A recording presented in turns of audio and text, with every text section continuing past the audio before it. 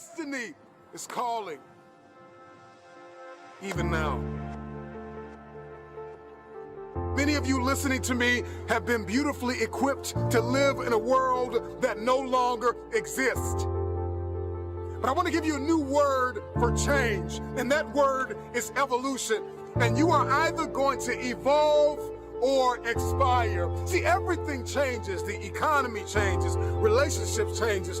We change mentally and emotionally and physically, and you are either dying or you are either living. Every time you made a change, you got hurt. And so this is why when you hear the word change, there is a mental block. You cannot change because you have equated change with pain. Every time you have changed, you feel pain. You stepped out of one relationship to another and you feel pain. You leave one neighborhood to another and you feel pain. You go from one job to another and you feel the fire of transition. So every time you hear the word change, you see pain. Every time they say it's time to make a difference, every time they say you need to go from this place to that place, all you can see is blood in your eyes. All you can feel is the blood and trauma in your mouth, hypnotized by the pain of change. Evolve your belief system. Change is not pain. See change as growth. See change as transformation. See change as evolution. See change as necessary. See change as critical. See change as inevitable. And the more and more you start to see that change is not pain, you're going to see transformation. Your life's going to experience a quantum leap, because now, even though in your childhood you were traumatized because of change, your history is not your destiny. See, those of you who will evolve, who are willing to evolve, you will inherit the future. Those of you who are willing to take everything you do to the next level, you will inherit the future. It is the individual who is willing to become more. Change is inevitable, and you are either changing for the worse or changing for the better. You decide. Change is an invitation to the future. If I can change, I can have my future.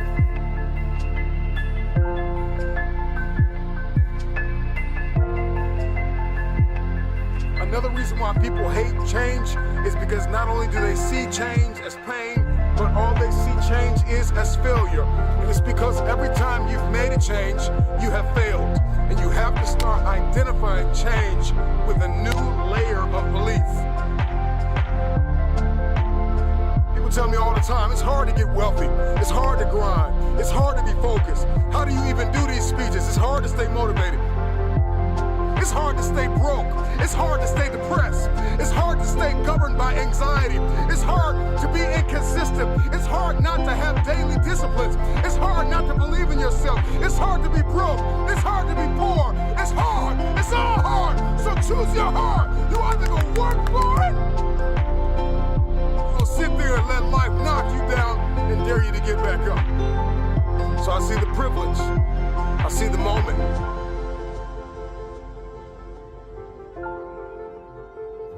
I see change as pleasure. I see change as transformation. I see change as evolution.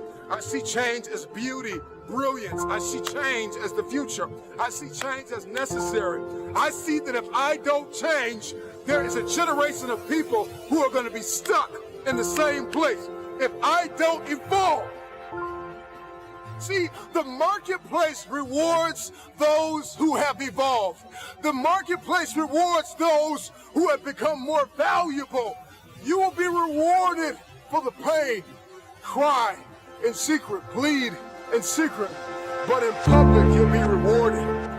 And if everything you listen to goes over your head, you are going to miss your moment and stay living in the midst of the madness of impossibility, the lie. Somebody lied to you and told you that it was impossible. Every time somebody told me I cannot do something, I had a decision that I had to make in order to achieve what they said was impossible. The power is wrapped in the truth and in the power of their perspective. It's wrapped in your capacity, your ability to believe in a dream, even if nobody believes in you.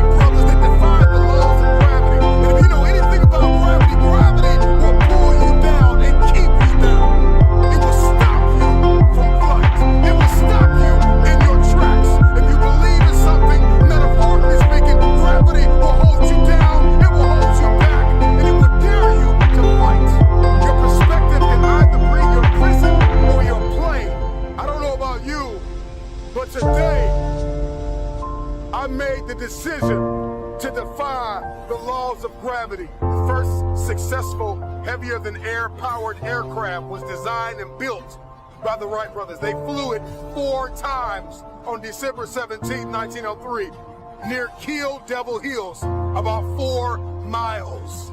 I believe possibility is destiny, and it is fear that keeps us arrested and apprehended by the spirit of impossibility. I'm gonna tell you this right now, and nobody else is gonna tell you this. Impossible is a spirit, and you've got to arrest that spirit or it will arrest you.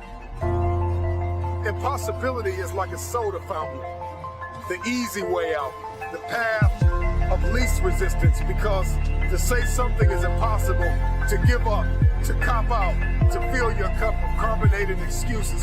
It tastes good, but it doesn't sit well as it goes down into your system. To remove the 2 letters is the grit of existence, the binding faith of hope to your chest and letting your heart beat. You gotta rewrite the code, you gotta rewrite the script. Calling all reformers, I'm calling all innovators, I'm calling all game changers, I'm calling all world shakers, I'm calling all city shifters, I'm calling everybody that has an inkling of faith in themselves, I'm calling everybody. You will inherit the future.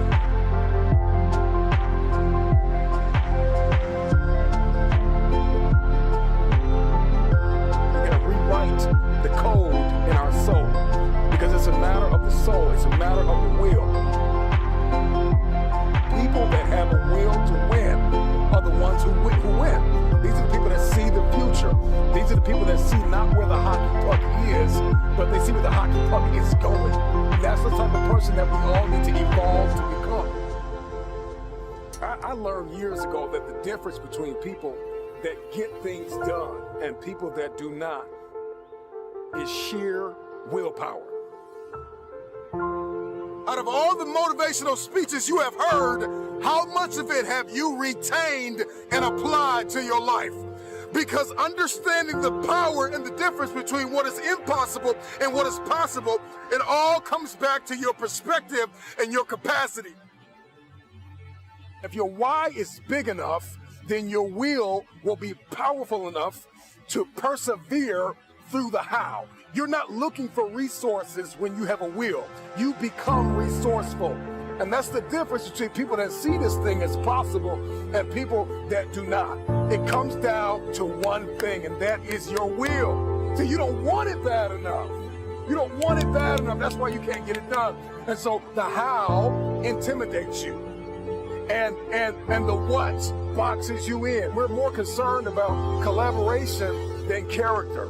I think we need to come back to a place where we're examining ourselves as an individual before a people. We make the people better when we deal with the person. You got to deal with the person. You got to deal with you. It's always going to be impossible to you if you don't see the power of your will. and the power of your why.